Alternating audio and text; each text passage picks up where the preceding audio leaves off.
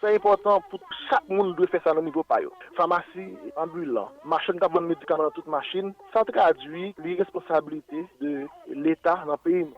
Le président de l'Association des pharmaciens d'Haïti est clair et précis. Romel Cajuste n'y va pas de main morte. Des vies sont en jeu, insiste-t-il. La responsabilité est individuelle, certes, mais l'État haïtien n'accorde guère d'importance à la vie des citoyens. Parce que ça va dériver qu'est-ce côté sur la terre. Pour mon vendre médicaments dans machine, dans chaque compassé où on a un gros code médicaments.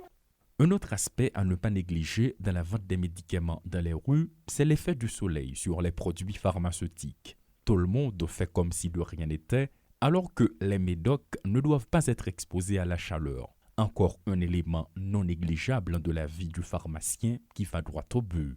Mais quand on prend un médicament, on a fait toute la rue avec le soleil, son médicament qui est déjà périmé avant même l'expirer. C'est-à-dire que le soleil a déjà détruit, retiré tout effet, et tout transformer les médicaments en poison. Même si on a une date d'expiration qui est éloignée, c'est des médicaments qui sont juste des poisons. Des usurpateurs qui utilisent faiblesse pays à tout, ou bien qui utilisent yo titre pour faire l'argent au détriment de santé monde.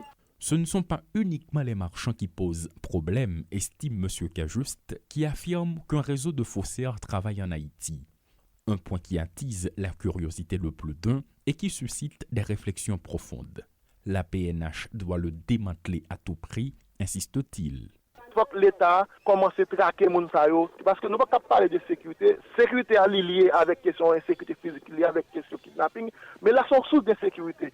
Quand on va aller en pharmacie, on n'a pas de garantie que la pharmacie est illégale, on n'a pas de garantie que les médicaments qui sont stockés dans la pharmacie sont bien stockés, on n'a pas de garantie que les médicaments sont médicaments qui sont sûrs, qui peuvent porter des résultats par rapport au problème qu'on cherche à résoudre là. Puis on continue à aller non seulement dans la machine, dans le marché, il faut qu'il y ait là tout. Il faut qu'il essaie de monter un réseau qui produit des médicaments contrefaits, qui produit poison pour les populations.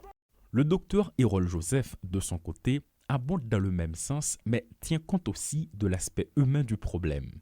D'abord, dit-il, si la situation s'est dégradée, c'est parce que chacun défend ses propres intérêts et il se désole de voir des millions de vies sont en jeu en raison de la circulation de faux médicaments alors qu'une poignée réalise un gain illicite.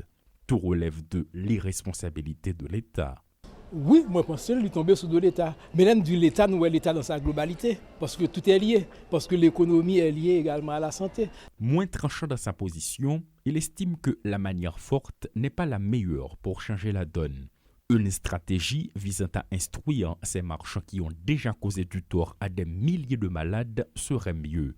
Le facteur économique est important, a-t-il souligné. Si moun, par exemple, il n'a pas gagné moyen pour le vivre, eh bien, ces médicaments, ces filières et médicaments que il a utilisé, donc l'utiliser. Donc, autrement dit, tout bagaille n'est pas isolé totalement. En même temps qu'il y a l'aspect médical, l'aspect pharmaceutique. En fait, moi, je ne suis pas pharmacien, mais en tant que médecin, on a une certaine connaissance en pharmacologie.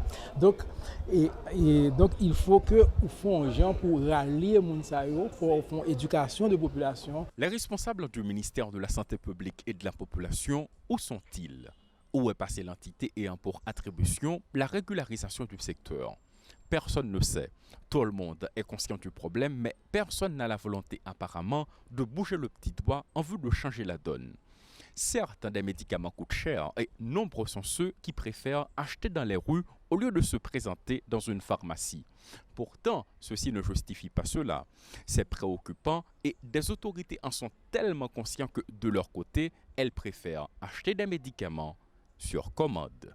Claude Désir et Rodolphe Pierre-Louis pour Télémétropole.